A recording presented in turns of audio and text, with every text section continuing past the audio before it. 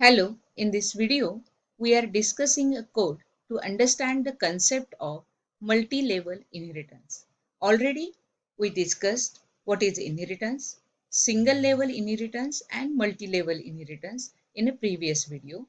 So before this video, please refer the previous one to understand the concept of inheritance and its type single-level and multi-level inheritance. Now here, in this code, first we have written class parent, and within this class parent we have written one method public parent and bracket. Now this method has the same name as a class name, means it is nothing but constructor. We know this concept of constructor.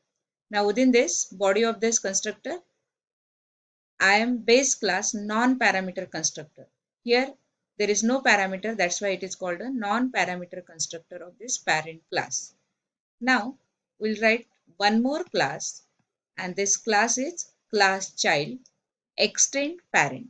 Now here this class inheritance the parent. So all the properties and methods of parent class can be acquired by this class child because of this inheritance. Now within this class child we'll write method and public child. Now this method name is same as the class name. That means it is non-parameter constructor of this child class. That's why in the body of it we'll write I am child class non-parameter constructor.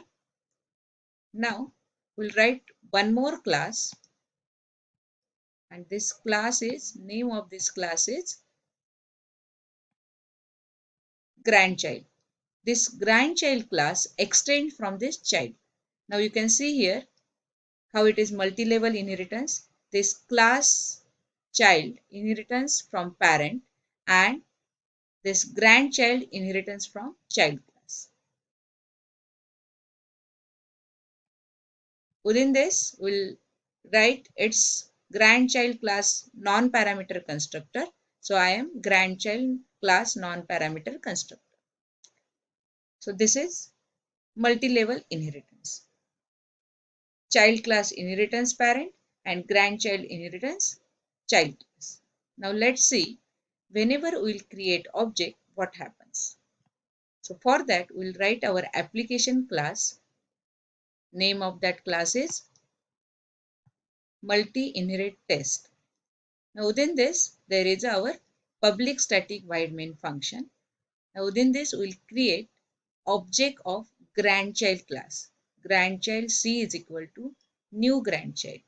Now let's see what happens.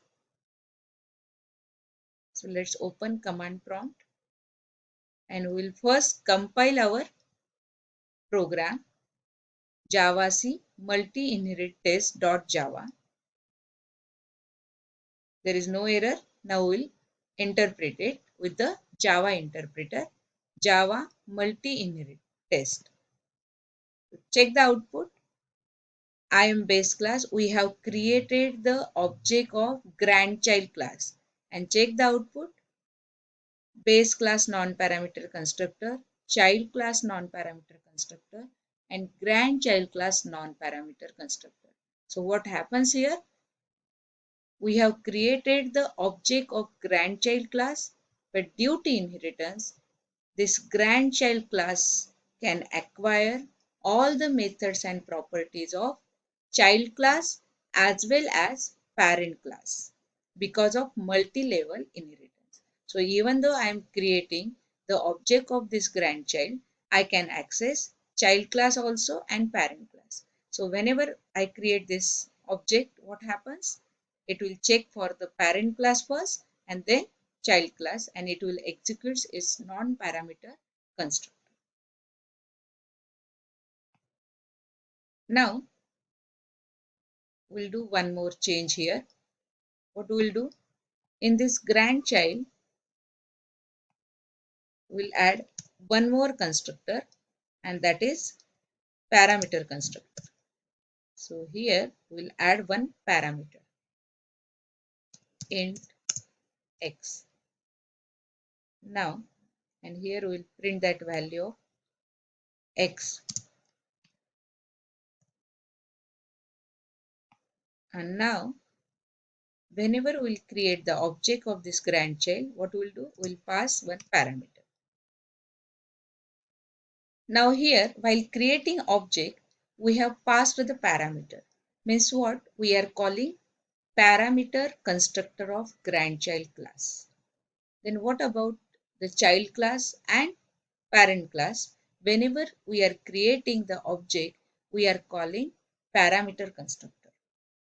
Let's see the output first and then we'll discuss it. So first save it. Now let's run this program. First compile it and then interpret it. Now check what is the output. You can check the difference. I am base class non-parameter constructor. I am child class non-parameter constructor. I am grandchild. Oh, we have to change this. Let's see here. Here, while we have created non-parameter constructor or parameter constructor, we need to change this. Save it. Now, let's run it again. Let's run it again. Compile it and then interpret with the Java interpreter. Now see the difference. Here, first I am base class non-parameter constructor. I am child class non-parameter constructor. I am grandchild class parameter constructor and value of x has printed here. So what happens? Here, whenever I am creating grandchild object and I am passing the parameter, means I am calling parameter constructor of grandchild, what happens? Because of inheritance, it will execute default constructor of parent class, default constructor of child class, and then parameter constructor of grandchild class.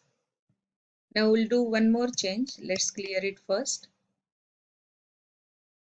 Now in this program, we'll do same thing for the child class. Let's see.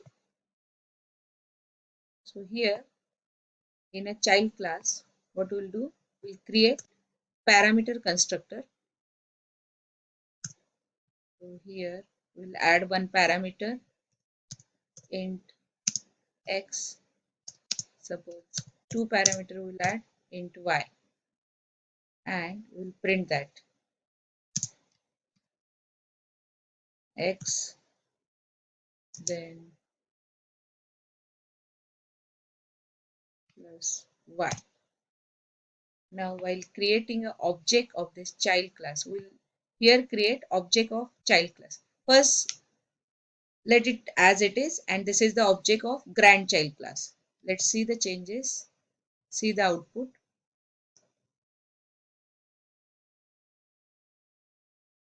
Compile it and then interpret it. Now see what happens. The output is same as the previous one. The non-parameter constructor of parent class, non-parameter constructor of child class, and grandchild class parameter constructor. Now if we want to call parameter constructor of child class, what happens?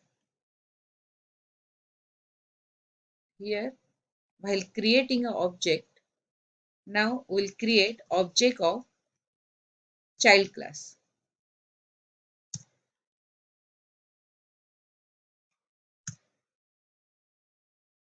So instead of grandchild, we'll create object of grandchild class. Sorry,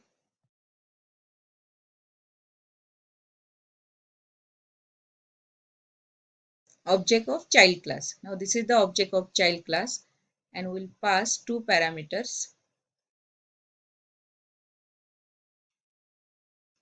because our parameter constructor of child class receives two parameters. Now save it and run it. For that, compile it first and then interpret. What is our output?